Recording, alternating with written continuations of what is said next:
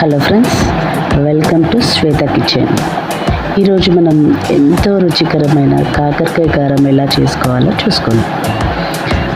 మనకి కావాల్సిన పదార్థాలు: కాకరకాయ పావు కిలో, కరివేపాకు, వెల్లుల్లి రెబ్బలు, ధనియాలు, ఎండుమిర్చి, నువ్వులు, కొద్దిగా పల్లీలు, ధనియాలు.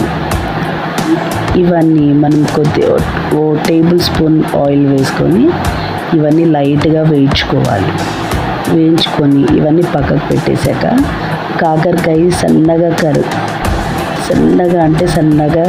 కట్ చేసుకొని ఈ ఆయిల్లో డీప్ ఫ్రై చేయాలి. అంటే మనం కరకరలాడేలా చేసుకోవాలి. ఇవన్నీ పక్కకు పెట్టేసుకొని మనం మిక్సీ జార్ తీసుకొని అందులో వేసుకొని మనకు దానికి సరిపడా ఉప్పు వేసుకొని మిక్సీ చేసుకోవాలి. దాంట్లో కొద్దిగా చింతపండు, ఒక నిమ్మకాయ సైజు చింతపండు వేసుకోవాలి. ఇవన్నీ కలిపి పొడి చేసిన తర్వాత వేడి అన్నంలోకి ముందుగా ఒక స్పూన్ వేసుకొని తింటే చాలా రుచిగా ఉంటుంది.